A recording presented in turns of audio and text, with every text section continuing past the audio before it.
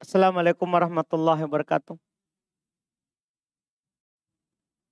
Innal hamdalillah nahmaduhu wa nasta'inuhu wa nastaghfiruh wa na'udzu billahi min syururi anfusina wa min sayyiati a'malina.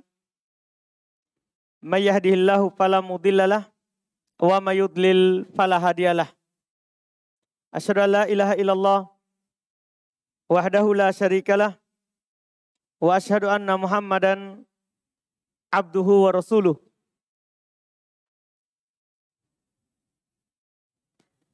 Ya ayyuhalladzina amanu taqullaha haqqa tuqatih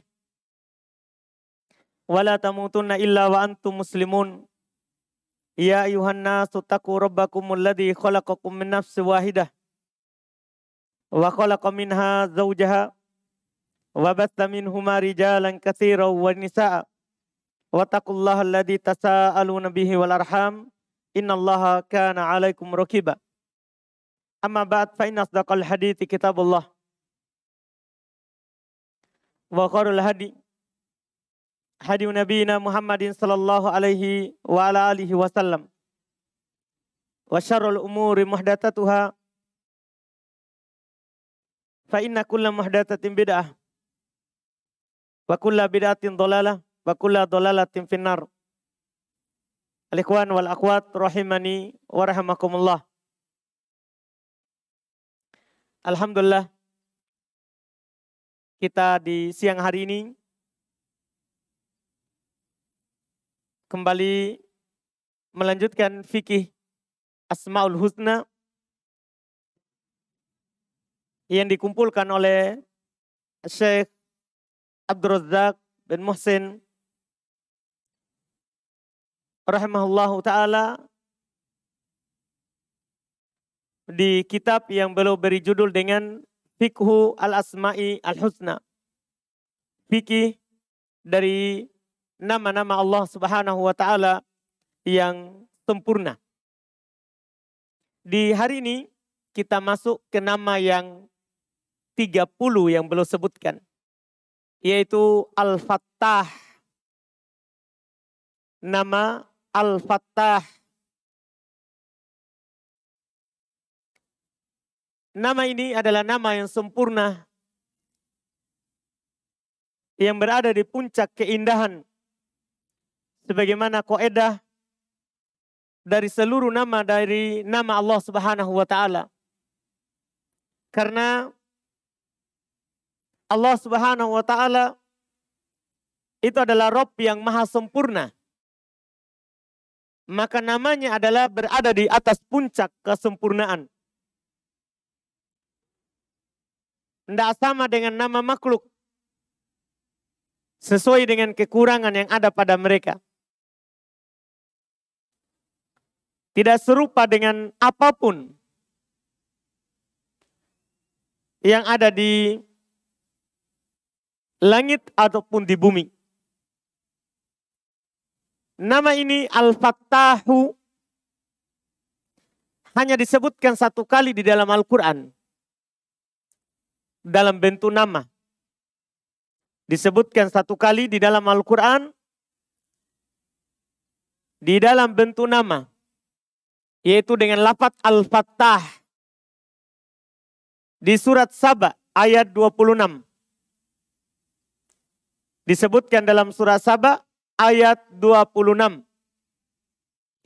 Kata Allah Subhanahu wa ta'ala, Qul yajma'u bainana rabbuna thumma yaftahu bainana bil haqqi wa huwal fattahul alim. Ini ayatnya. Katakan wahai Muhammad, Rabb kami akan mengumpulkan kita, kemudian akan menghukumi antara kita dengan hak. Dan dia Allah Subhanahu wa ta'ala Al-Fattah, maha menghukumi antara hamba-hambanya dan menetapkan apa yang dia inginkan. Al-Alim, dan maha mengetahui tentang apa yang dia tetapkan. Di ayat yang mulia ini terdapat penyebutan nama Allah Al-Fattah Yang mana Allah Subhanahu wa taala menceritakan kepada kita, kita nanti akan dikumpulkan oleh Allah Subhanahu wa taala. Semua kita, laki-laki, wanitanya, anak kecil, orang tuanya, bahkan beriman ataupun kafirnya. Semuanya. Kita akan keluar dari kuburan kita. Kata Allah Subhanahu wa taala, ka'annahum jaradum muntashir. Seakan-akan mereka nanti itu belalang yang keluar dari lubangnya dan tersebar. Dan tersebar. Semuanya keluar dari kuburannya menuju Allah Subhanahu wa taala. Yakhrujuna minal ajdasi. Mereka keluar dari kuburan mereka. Yang paling pertama bangkit adalah Nabi Muhammad sallallahu alaihi wasallam. Kita dikumpulkan oleh Allah Subhanahu wa taala di tempat yang kata Nabi sallallahu alaihi wasallam tidak ada lagi tanda atau lambang untuk seorang pun. Tanahnya, buminya diganti dengan bumi yang lain. Bukan lagi bumi yang kita injak sekarang. Kita akan dikumpulkan di padang mahsyar. Di sanalah kita keluar tidak berpakaian, telanjang bulat, bahkan tidak bersunat. Semuanya dibangkitkan dalam keadaan yang sama, kaya dan miskinnya. Di sana juga Nabi SAW sebutkan, seorang akan dibangkitkan sesuai dengan amalannya di dunia. Bagi yang tidak mengeluarkan zakat hartanya yang dia tabung itu menjadi ular. Sebagaimana dalam hadits Bukhari Muslim. Yang mana ular ini yang akan menusuk-nusuknya dan dia bilang, anak kanzuk, saya simpananmu dulu di dunia.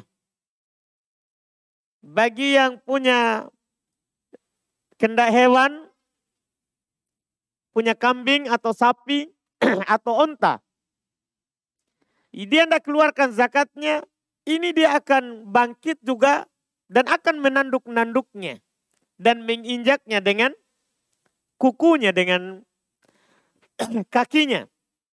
Dan sama ucapannya, saya adalah hartamu, saya adalah hartamu. Ada juga orang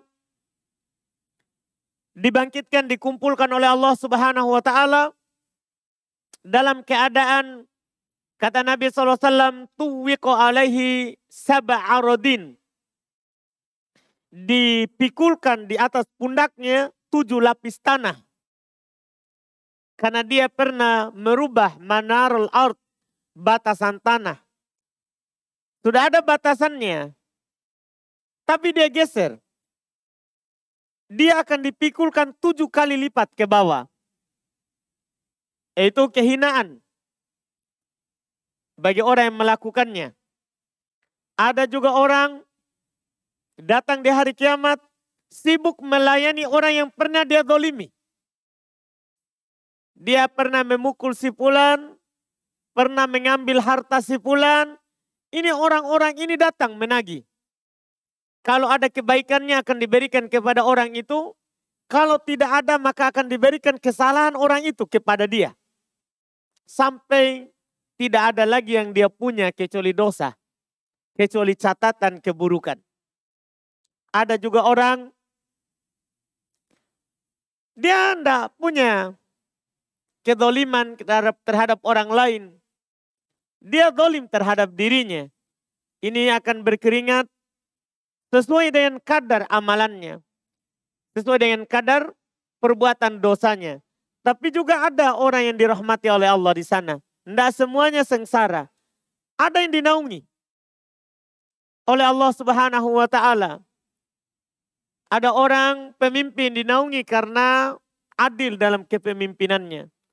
Ada seorang pemuda dinaungi karena hatinya selalu terikat dengan masjid. Ada dua orang dinaungi karena dia saling mencintai karena Allah. Bertemu dan berpisah itu karena Allah. Ada juga seorang lelaki dinaungi karena dia pernah diajak oleh seorang perempuan memiliki kecantikan dan memiliki nasab keturunan yang bagus untuk berzina. Tapi dia bilang, inni akhafullah, saya takut kepada Allah. Dinaungi. Ada juga orang mendapatkan naungan dari Allah Subhanahu wa taala. Dia adalah seorang yang bangun di malam hari saat orang-orang tidur dan mengalir air matanya karena takut kepada Allah. Ada orang dinaungi oleh Allah Subhanahu wa taala karena dia pernah bersedekah dan dia sembunyikan sedekahnya. Karena setiap orang yang bersedekah, kata Nabi SAW, tahta dilli sadaqatihi yaumal qiyamah. Setiap orang yang bersedekah itu akan berada di bawah naungan sedekahnya di hari kiamat. Iya. Di hari itu kata Allah, yajma'u bainana rabbuna. Rob kita mengumpulkan kita semuanya dari Adam sampai nanti manusia yang terakhir. Dan kita akan dipanggil di hadapan setiap orang.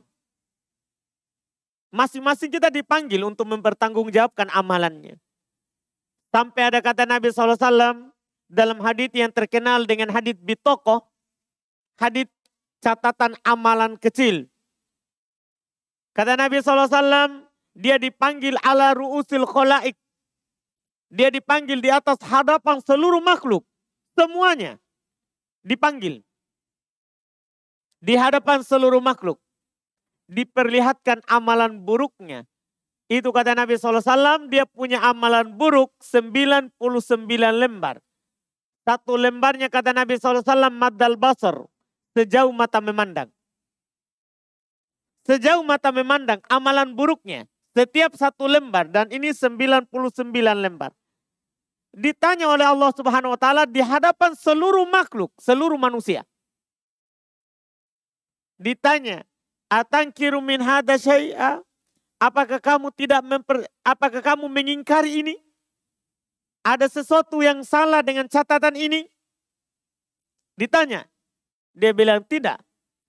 Karena di sana kalau kita mengingkari dengan mulut kita akan dipersaksikan oleh tangan, kaki, bahkan bumi. Bumi. Karena bumi waktu itu akan menceritakan apa yang kita lakukan di atasnya. Sebagaimana dalam surah Az-Zalzalah sering kita baca. Idza zulzilatil ardu zilzalaha wa akhrajatil ardu athqalaha wa qalal insanu ma laha yauma idin tuhadditsu akhbaruha. Pada hari itu tanah yang kita tempati ini akan menceritakan beritanya. Si fulan pernah di atas saya melakukan ini. Si fulan pernah begini. Makanya datang dalam hadits, walaupun haditsnya dhaif secara sanad, Nabi SAW katakan tahaffadhu minal ard. Jaga diri kalian dari tanah ini. Kadang kita takut atau malu dilihat oleh orang, tapi kita tidak takut kepada tanah yang kita injak. Jaga diri kalian dari tanah ini. Karena nanti tanah ini akan mengabarkan apa yang kita lakukan di atasnya. Antum pernah injak ini tanah kemana? Semuanya akan dia katakan. Dia pernah ke ta'lim. Dia pernah ke maksiat. Semuanya. Akan dikabarkan. Yauma idin tuhadditsu akhbaruha. Pada hari itu, yaitu hari kiamat. Tanah ini, bumi ini akan menceritakan beritanya. Semuanya. Iya. Allah Subhanahu wa taala menyatukan kita, mengumpulkan kita. Jadi orang ini tadi mengakui kesalahannya. Saking banyak kesalahannya, dia tidak ingat pernah melakukan perbuatan baik. Ditanya oleh Allah Subhanahu wa taala, "Hal indaka hasanah?" Apakah kamu punya kebaikan? Dia bilang, "La, ya Rob, tidak punya." Dia lupa pernah ada kebaikan dia lakukan karena bayangkan dosanya. 99 lembar. Satu lembarnya itu bukan sekecil ini kertas, tapi sejauh mata memandang. 99. Jadi dia lupa pernah melakukan kebaikan. Apa kamu punya kebaikan? Dia bilang tidak. Tapi kata Allah, bahkan kamu punya kebaikan. Dikeluarkan untuknya bitokoh, kertas kartu kecil. Dia bilang, mahadihil bitokoh, ma'atil kasijilat. Apa nilainya kartu kecil ini dibandingkan dengan 99 yang banyak itu. Tapi kata Allah kepadanya, hadir timbanganmu. Hadir timbanganmu. Maksudnya saksikan. Akhirnya diletakkanlah 99 tadi itu di satu timbangan. Kemudian satu kertas kecil tadi itu di satu timbangan. 99 tadi itu adalah terbang, ringan. Yang berat adalah catatan kecilnya itu. Kebaikannya. Di dalamnya ternyata terdapat tulisan La ilaha illallah. Yang pernah dia ucapkan ikhlas dari dalam hatinya. Di sana tidak ada yang didolimi. Makanya kata Allah Subhanahu wa taala, yaftahu bainana bil haqqi. Rob kita akan menghukumi antara kita dengan hak. Makanya orang tadi ketika dia bilang, apa nilainya ini catatan kecil? Kata Allah kepadanya, uhdur waznak fa innaka al-yawma la tudlam. Hadiri timbanganmu, kamu hari ini tidak akan didolimi. Hadiri timbanganmu, kamu hari ini tidak akan didolimi. Karena Allah Subhanahu wa taala yaftahu bainana bil haqqi. Allah akan menghukumi antara kita dengan hak. Kalau ada sebesar darroh kebaikan yang pernah kita lakukan, pasti akan dihadirkan. Dan kalau ada sebesar darroh keburukan yang pernah kita lakukan, pasti akan dihadirkan di hadapan kita. Itu tidak bisa tidak, pasti. Kata Allah Subhanahu wa taala, "Faman ya'mal mithqala dzarratin khairan yarah. Wa may ya'mal mithqala dzarratin khairan yarah." Siapa yang melakukan sebesar darroh berupa keburukan, dia pasti akan melihatnya. Dan siapa yang melakukan sebesar darroh berupa kejahatan, maka pasti dia akan melihatnya. Yauma tajidu kullu nafsin ma amilat min khairin muhdara. Pada hari itu setiap jiwa akan mendapatkan setiap kebaikan yang diamalkan hadir di hadapannya. Wa ma amilat min su, demikian pula apa yang kita lakukan berupa keburukan. Semuanya hadir. Dan di sanalah yaftahu bainana bil haqqi. Di sanalah Allah Subhanahu wa taala Al-Fattah yang maha menghukumi, akan menghukumi antara kita dengan hak. Tidak ada yang didolimi. Tidak ada yang ditelantarkan. Maka Allahu liyudhi'a imanakum. Allah tidak akan menelantarkan iman kalian. Iman kalian di sini maksudnya adalah solat kalian. Karena ayat ini turun pada saat perpindahan dari Baitul Maqdis ke Ka'bah. Kan kiblat dipindah. Tadinya solat menghadap Baitul Maqdis ke arah Syam. Setelah itu turun Al-Quran memerintahkan untuk menghadap ke Baitullah. Para sahabat ada yang bilang, gimana amalan kita dulu? Yang sebelum menghadap Ka'bah. Turunlah ayat tadi. Allah tidak akan menelantarkan amalan kalian. Salat kalian dulu yang sebelum kita berpindah dari Baitul Maqdis ke Baitul Haram, itu Allah tidak akan telantarkan. Semuanya tercatat. Semuanya tertulis. tidak ada yang disia-siakan. Tidak ada sama sekali yang disia-siakan. Yaftahu bainana bil haqqi. Allah Subhanahu wa taala akan menghukumi antara kita dengan hak. Wa huwal fattahul alim. Dia Allah Subhanahu wa taala maha menghukumi dengan hak, dengan benar, dan maha mengetahui tentang apa yang dia katakan dan dia hukum. Ini Allah Subhanahu wa taala Rabb kita. Punya nama Al-Fattah. Punya nama Al-Fattah. Tentunya dia juga Allah Subhanahu wa taala bersifat dengan sifat itu. Karena Allah Subhanahu wa taala Maha Al-Fattah, membukakan kebaikan untuk kita, maka kebaikan Allah Subhanahu wa taala ketika terbuka bagi seorang hamba tidak ada yang bisa menutupnya. Kalau Allah Subhanahu wa taala menghendaki kita ditetapkan sebagai orang yang mendapati hidayah, seluruh penduduk bumi ini walaupun dia berkumpul tidak ada yang bisa menyesatkan kita. Kata Allah Subhanahu wa taala di dalam Al-Qur'an, "Ma yaftahillahu lin-nasi min rahmatin fala mumsika laha wa ma yumsik fala mursilalahu min ba'dihi wa huwal azizul hakim." Kata Allah Subhanahu wa taala, apa yang Allah tetapkan, apa yang Allah Subhanahu wa taala bukakan untuk manusia berupa kebaikan, maka tidak ada yang bisa menahannya. Kalau Allah bukakan untuk kita kebaikan, maka tidak ada yang bisa menahannya. Siapapun di penduduk dunia ini, mereka bersatu seluruhnya untuk menghalangi orang untuk berbuat baik, itu tidak akan ada yang bisa menghalanginya. Kalau Allah kehendaki. Bagaimanapun dia berusaha untuk menghalangi orang melakukan kebaikan. Kalau Allah bukakan, kata Allah, fala mumsikalaha, tidak ada yang bisa menahannya. Sebagaimana sebaliknya, wama yumsik.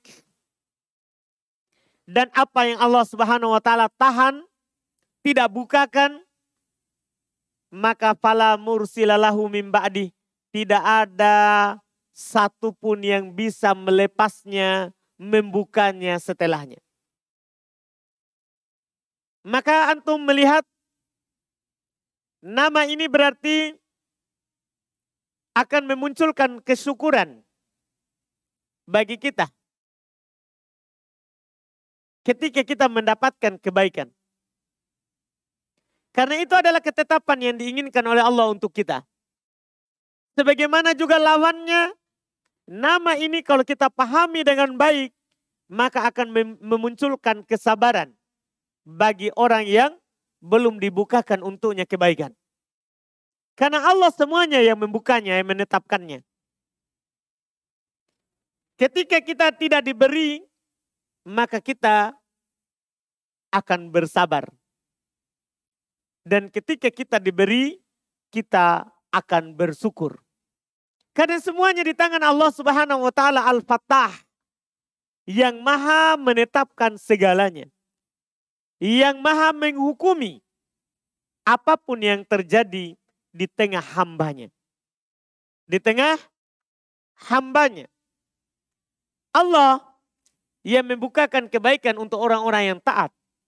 Dan Allah yang menutup kebaikan dari orang-orang yang bermaksiat. Iya. Oleh karena itu Nabi SAW katakan, la yasriku sarik wa huwa mu'min. Tidaklah orang itu mencuri ketika dalam keadaan dia beriman. Pasti kalau dia mencuri, kurang keimanannya. Lalai dari Allah Subhanahu wa taala. Sebagaimana juga kata Nabi SAW, la yazni zani wa huwa mu'min hina yazni. Tidaklah seorang pezina berzina. Dalam keadaan dia berzina, dia percaya dan beriman kepada Allah. Artinya pasti kalau dia zina, lagi turun keimanannya. Lalai dari Allah Subhanahu wa taala. demikian pula seluruh dosa-dosa yang lain. Allah Subhanahu wa taala yang menutup pintu kebaikan untuknya sehingga dia tidak bisa melakukan kebaikan. Bagi orang yang taat, Allah Subhanahu wa taala yang membukakan untuknya perbendaharaan kebaikan sehingga dia bisa melakukannya. Sehingga dia bisa melakukannya. Antum bisa melihat dalam contoh kehidupan dari masa sahabat bahkan sampai masa kita sekarang ini. Lihat misal contoh di masa sahabat. Apa bedanya Abu Lahab, Abu Jahal, bahkan Abu Thalib dengan Al-Abbas? Dengan Ja'far dari paman Nabi SAW. Sama-sama manusia, sama-sama orang Quraisy. Tapi ada yang beriman, ada yang tidak beriman. Iya. Al-Abbas, Ja'far, paman Nabi SAW, beriman. Sementara ada Abu Thalib, paman Nabi yang beliau cintai, tidak beriman. Bahkan Nabi SAW saat meninggal Abu Thalib di atas kekafiran, beliau bersedih. Bahkan beliau ingin selalu mendoakannya. Beliau sedih karena dia tidak dapat hidayah ke Islam. Allah Subhanahu wa taala tegur di dalam Al-Quran. Nabinya turun ayat, innaka la tahdi man ahbabtah, walakinna Allah yahdi man yasha. Sungguh, kamu tidak bisa memberi hidayah kepada orang yang kamu cintai. Akan tetapi Allah yang akan memberi hidayah kepada siapa yang dikehendaki. Yang Nabi saja cintai tidak bisa dapat hidayah. Beliau sudah berusaha, tapi tidak dapat. Ini menunjukkan apa? Semuanya ada di ketentuan Allah. Bukan di usaha kita. Dia Allah Subhanahu wa taala Al-Fattah, membukakan pintu kebaikan kepada siapa yang dikehendaki. Dan tidak membukakannya kepada siapa yang dikehendaki. Ini contoh. Iya. Di zaman Nabi Shallallahu Alaihi Wasallam. Hidayah Allah, kebaikan Allah itu tidak memandang status orang atau warna kulit orang atau nasab dan keturunannya. Tidak. Hidayah Allah itu murni hak Allah Subhanahu wa taala, yang Allah tahu hamba ini adalah orang yang jujur, orang yang baik, menginginkan kebaikan, Allah akan bukakan kepadanya kebaikan. Allah akan bukakan kepadanya kebaikan. Oleh karena itu, di antara doa para Nabi dan Rasulullah Subhanahu wa taala adalah Rabbana ftah bainana wa baina qaumina bil haqqi wa anta khairul fatihin. Wahai Rabb kami, hukumilah antara kami dan antara kaum kami dengan hak. Engkau adalah sebaik-baik yang menghukumi. Engkau adalah sebaik-baik yang menghukumi. Ini kata Allah Subhanahu wa ta'ala di antara doa. Dan ini adalah termasuk bertawassul namanya. Bertawassul dengan nama dan sifat Allah Subhanahu wa ta'ala. Antum banyak kebaikan yang tertutup. Ingin antum lakukan tapi banyak halangan dan banyak rintangan. Maka berdoa minta kepada Allah Al-Fattah, yang membukakan seluruh pintu kebaikan dan yang menutup seluruh pintu keburukan. Antum berwasilah dengan nama ini. Nama Al-Fattah yang menentukan yang terbaik yang Allah tahu untuk kita. Karena yang terbaik itu yang tahu untuk kita, itu Allah yang menciptakan kita, bukan kita. Karena kadang kita berpikir itu baik, belum tentu kalau itu kita dapatkan baik bagi kita. Tapi kalau Allah yang menetapkan kebaikan untuk kita, maka pasti itu kebaikan. Walaupun kadang menurut kita buruk. Kebaikan semuanya ada di tangan Allah. Sebagaimana kata Nabi SAW, wal khairu kulluhu biyadaik. Kebaikan itu seluruhnya ada di tangan Allah. Kebaikan itu seluruhnya ada di tangan Allah. Mungkin kadang kita merasakan seperti anggaplah sekarang hujan. Kadang kita rasa hujan itu buruk bagi kita. Karenanya mungkin kita tidak bisa pergi keluar kerja. Karenanya mungkin kita tidak bisa berdagang di suatu tempat yang kita inginkan. Tapi ini hujan menurut kita tidak baik mungkin. Tapi apa yang Allah tetapkan itu baik. Banyak hal yang kita dapatkan.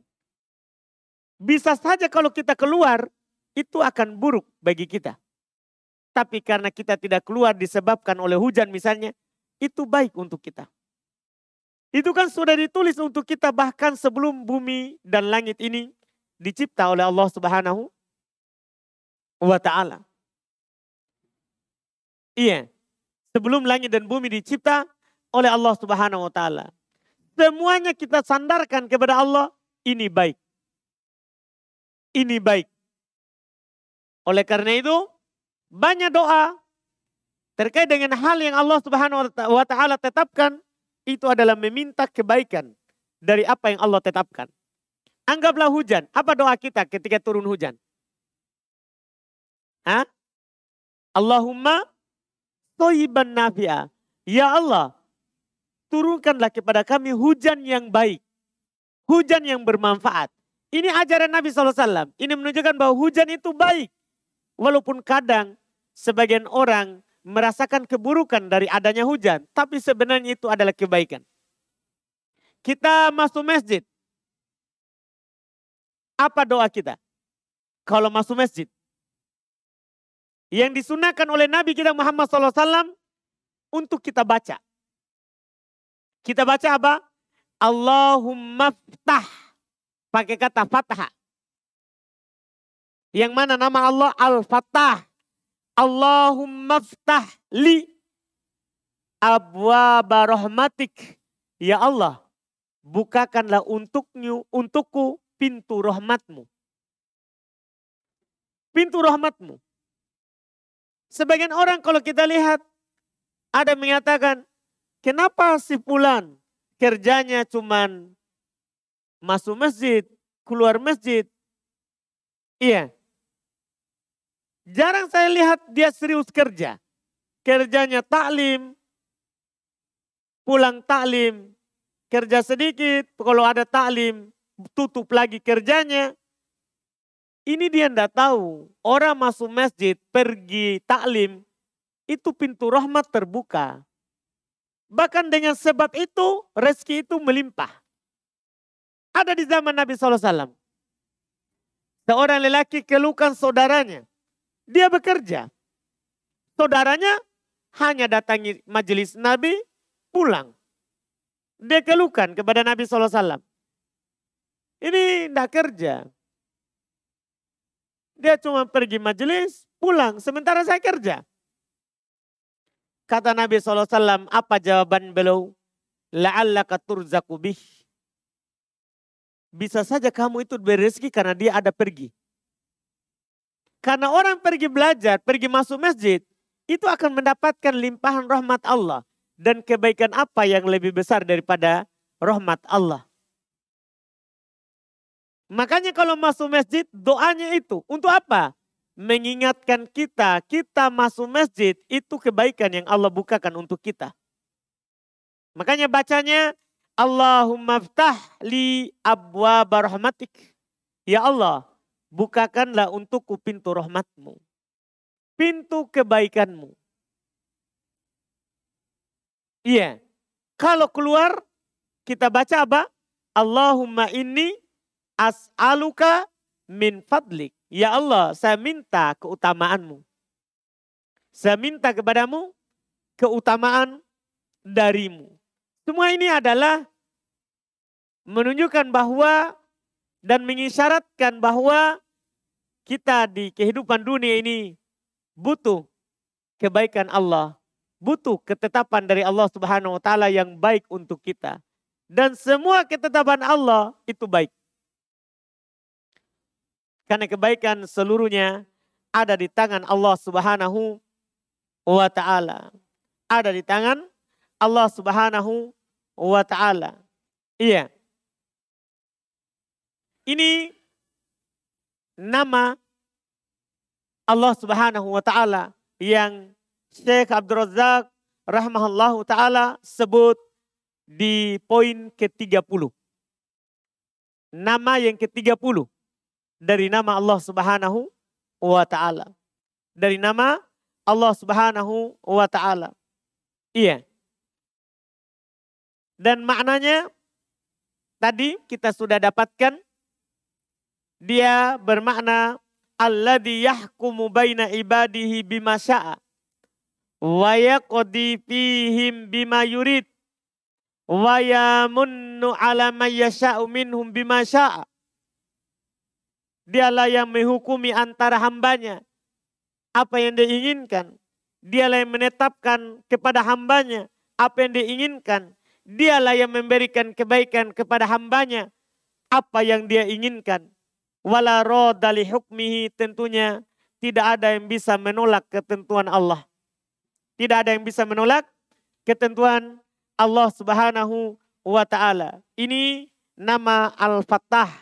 Mungkin hanya satu. Tadinya saya sudah rencanakan dari rumah 2 dengan nama berikutnya As-Sami.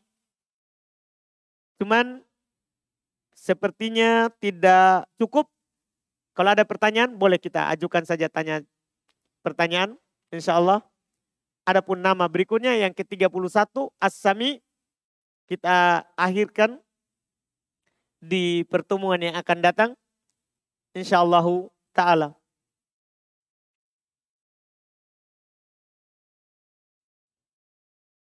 Bagi ikhwan boleh bertanya langsung, akhwat boleh lewat kertas seperti biasa.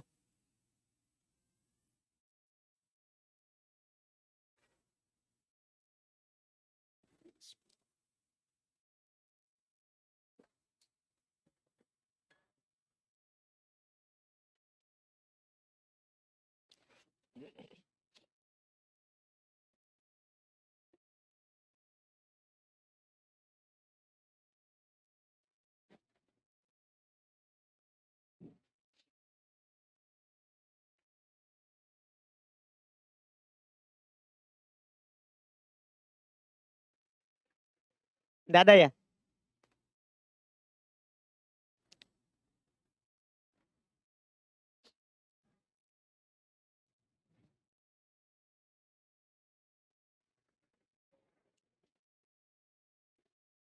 Kalau tidak ada, alhamdulillah kita tutup.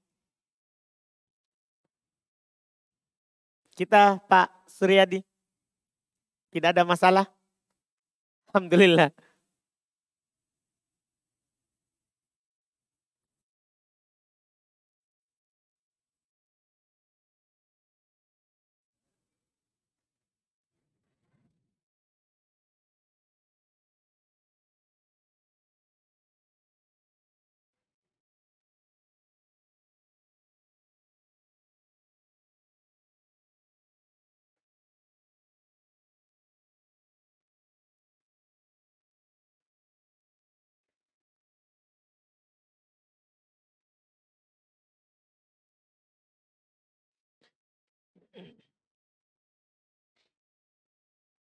Baik, ini ada pertanyaan.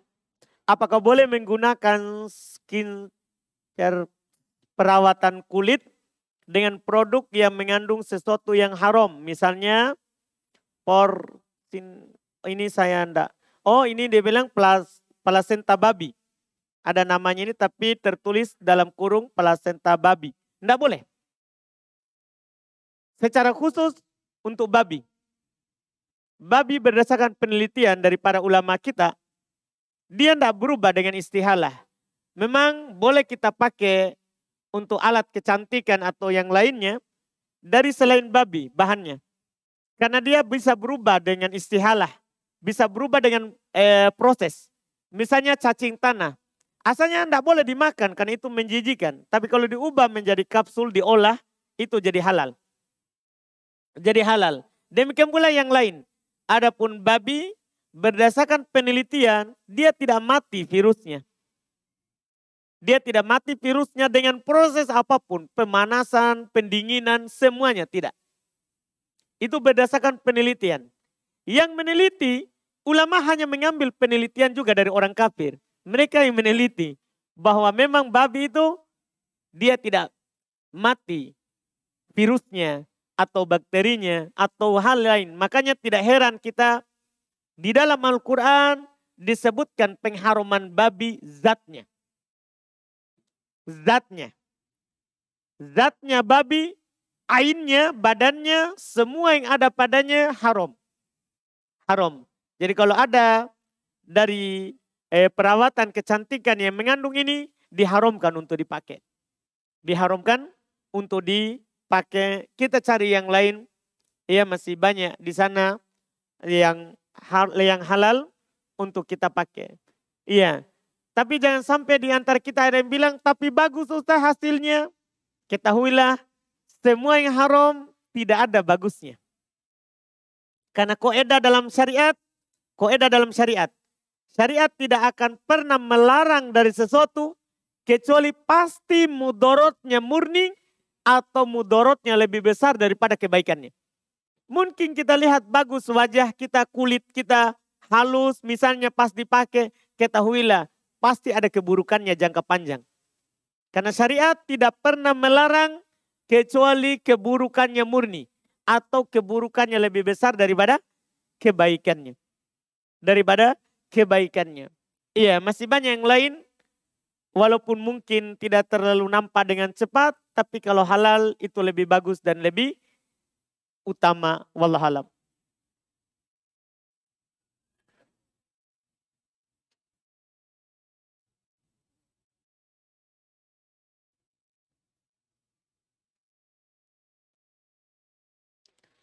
Baik, kemudian pertanyaan berikutnya. Ustadz, mana yang lebih utama bagi saya jika datang ke majelis untuk bermajelis? Apakah saya sholat tahiyat masjid dulu atau langsung duduk majelis? Kondisi taklim sudah berjalan. Iya, kalau terkait dengan majelis biasa, bukan khutbah Jumat ya. Bukan khutbah Jumat. Kalau khutbah Jumat, mayoritas mengatakan langsung duduk. Kalau khotib sudah mulai bicara. Kalau antum masuk misalnya masih adzan, maka langsung sholat ringan, baca Al-Fatihah saja supaya nanti terkejar pas antum selesai khotib bicara. Adapun masuk khotib lagi bicara, kita langsung duduk kalau mayoritas. Kalau mayoritas ulama rahimahumullah. Adapun taklim biasa, maka utama kita sholat tahiyat masjid dulu. Baru kita ikut taklim. Karena tahiyat masjid itu adalah sunnah muakkadah. Sunnah yang sangat dianjurkan. Bahkan sebagian ulama mengatakan wajib. Sementara bermajelis taklim itu hukumnya adalah sunnah. Biasa. Itu wallahu a'lam.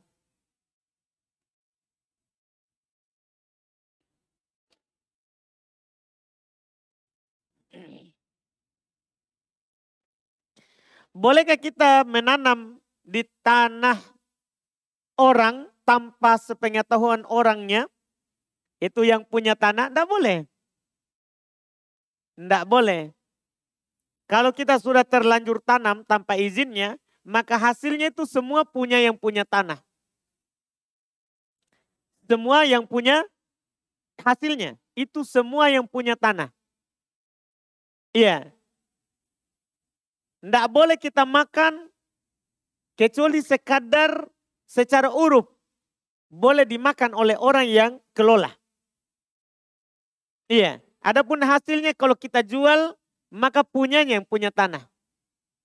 Punyanya yang punya tanah. Ada kasus, ada kisah yang disebutkan oleh Nabi SAW, yang mana ini dibenarkan dalam syariat kita dan disebutkan agar supaya kita tahu seperti itulah bentuknya. Karena di orang sebelum kita, sebelum umat Islam, dia bekerja di tuannya, tapi dia langsung pergi, belum ambil gajinya. Dia langsung pergi, tidak ambil gajinya. Akhirnya gajinya ini, tuannya ini belikan dia hewan. Berkembang jadi satu lembah dari hewan. Suatu ketika datang orangnya, saya belum ambil gajiku dulu. Mana itu saya punya, dia tagih. Ini yang kelola dia bilang semua itu punyamu, silakan ambil. Itulah bentuknya. Jadi apa yang dimiliki orang oleh orang, kalau kita kembangkan, maka hasilnya itu adalah punyanya orang yang punya. Ini kalau tanpa izin. Kalau tanpa izin. Adapun dengan izinnya, maka itu adalah menjadi milik kita atas izinnya. Atas izinnya, wallahualam.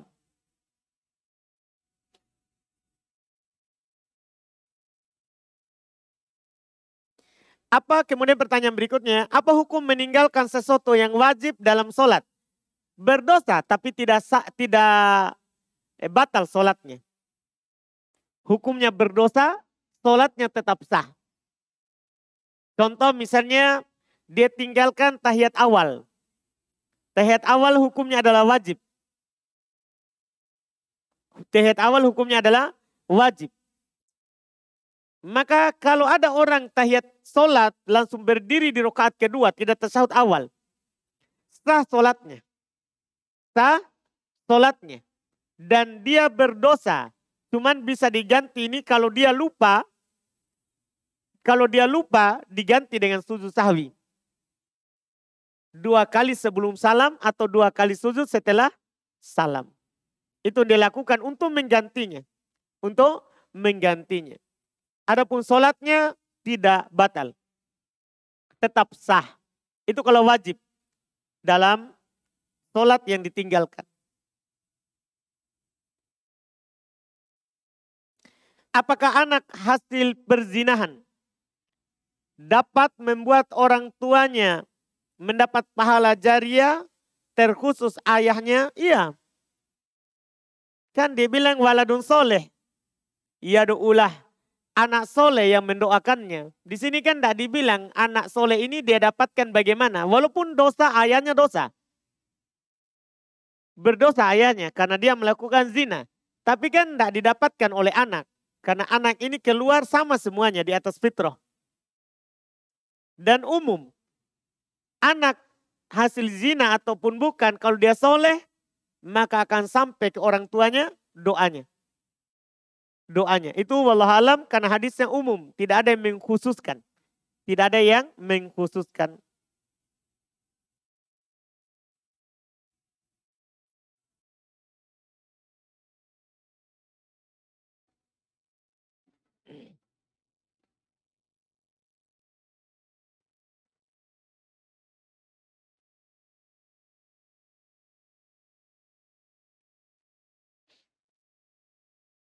Ini ada pertanyaan tentang mana yang utama, sayyidul istighfar atau istighfar biasa? Mana yang utama, sayyidul istighfar atau istighfar biasa? Tentunya kalau kita bertanya mana yang lebih utama, maka tidak ada lawannya sayyidul istighfar. Lebih utama, namanya juga sayyid. Sayyid itu pimpinannya. Yang paling tingginya dari istighfar. Yang paling tingginya dalam beristighfar. Yang paling utama adalah sayyidul istighfar. Karena dia bukan hanya memohon ampun kepada dosa yang sekarang dilakukan. Tapi seluruh dosa. Karena isi daripada sayyidul istighfar adalah kita, yaitu seorang hamba, ia membaca di dalam istighfarnya, Allahumma anta rabbi. La ilaha illa anta. Khalaqatani wa ana abduk. Wa ana ala ahdika wa wa'dika mastata'tu. Ya. A'udzu bika min syarri ma sana'tu. Abu'u laka bi ni'matika wa abu'u laka bi dzambi. Jadi ada dulu pengakuan di awal, setelah itu baru minta ampun. Ini yang membuat ini luar biasa. Jadi di awal dia katakan, ya Allah, anta Rabbi, engkaulah Robku. La ilaha illa anta.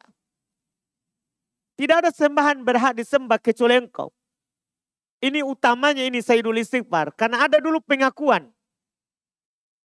Merendahkan diri di hadapan Allah. Khalaqatani, engkau menciptakanku. Wa ana abduk, saya adalah hambamu. Wa ala ahdik, wa wa'dik, saya berada di ikatan janji. Dan ikatan, ya. Sama janji juga karena ini ahad, wa'ad, sinonimnya. Mastata'tu, semampu saya. Setelah itu dia katakan, a'udzu bika min syarri ma sana'tu. Saya berlindung kepadamu ya Allah dari keburukan yang saya lakukan. Abu'u laka bi ni'matik. Saya mengakui nikmat-nikmatmu. Wa abu'u laka bi dzambi. Saya mengakui seluruh dosaku. Jadi bukan hanya sekedar dosa yang dia lagi lakukan, tapi seluruh dosanya. Faghfirli, baru datang permintaan ampunnya. Faghfirli fa innahu la yaghfirudz dzunuba illa ant. Maka ampunilah saya. Sungguh tidak ada yang bisa mengampuni dosa kecuali engkau ya Allah. Ini lebih utama daripada istighfar biasa. Daripada istighfar biasa. Iya, itu wallahualam. Apakah setiap kita beristighfar harus selalu membaca Sayyidul Istighfar? Tidak harus, ini sunnahnya. Kalau dibilang harus, tidak. Sunnahnya kita membaca Sayyidul Istighfar. Sunnahnya kita membaca apa? Sayyidul Istighfar. Iya. Tapi kalau kita beristighfar dan istighfar biasa seperti yang diucapkan oleh Nabi juga. Astaghfirullah wa atubu ilaih. Saya beristighfar kepada Allah dan bertobat kepadanya. Itu sudah cukup. Atau kita katakan astagfirullah, astagfirullah. Cukup. Tapi sunnahnya kita baca apa? Sayyidul Istighfar. Kalau kita mampu hafal, kan dia agak panjang. Daripada istighfar biasa. Daripada istighfar biasa. Itu yang lebih utama.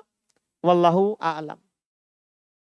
Alhamdulillah kita cukupkan dengan pertanyaan yang diajukan tadi. Semuanya alhamdulillah. Semua yang benar, kebaikan yang kita dengarkan di hari ini itu semata dari Allah. Kurangnya itu dari kekurangan kami pribadi dan dari syaitan. Subhanakallahumma hamdik.